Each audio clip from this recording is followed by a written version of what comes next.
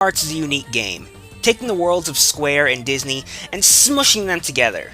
On paper, that sounds like a terrible idea, but it worked really well and the game and series is fantastic, though it's annoying that they seem content to take the story in every direction except forwards.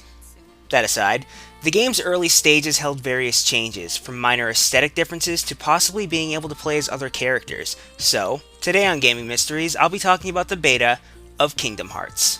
Now, Kingdom Hearts was initially pitched to a Disney executive in an elevator, because elevators are where the magic happens. Everyone write that down. The game began development in the year 2000 and was initially a game to be focused more on gameplay, tied in with a simple story to appeal to Disney's target age range. Though the executive producer of the project told the director that the game would be a failure if they did not aim for a story on the same level of that of a Final Fantasy game, and I must say I'm glad they went in this direction.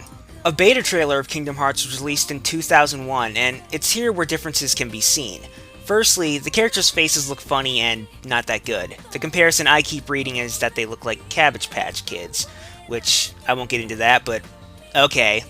In any case, this is a beta trailer, so they're kind of excused for looking funny, I'm just saying. This is just one of many aesthetic differences found in the trailer, some of which being the logo looking different as well as Sora's hair looking different. And while this stuff is minor, there are some far more interesting unused concepts from this trailer as well as from behind the scenes. In the trailer, you'll notice two scenes not in the final version of the game. One being Rico on top of the clock tower, and Sora running through Disney Castle, a location that, while visible on the world map of the final product, was not accessible. This next one is kind of big if it's true. In the trailer, there's a section in which the camera has a close-up of both Donald and Goofy, leading some to suspect that you may have been able to control the other characters, besides Sora at this stage of development. Well, yes, this would have certainly been a welcome gameplay addition. I can't help but think that those close-ups were just meant to show off Donald and Goofy, but hey, we can dream. Now behind the scenes, some other potential content was left out of the original game for various reasons. This first one is odd, so brace yourself. The first weapon that Nomura showed Disney was not a Keyblade, but a chainsaw.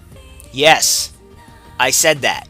Now, that's pretty badass, but apparently this weapon was met with odd looks and dead silence, which I find odd because what's more family friendly than a chainsaw? Has the Texas Chainsaw Massacre taught us nothing? Oh, shit, never mind.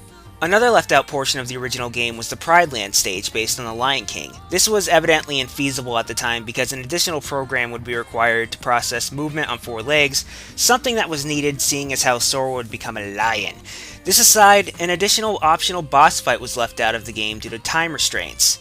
A boss fight against Tifa Lockhart.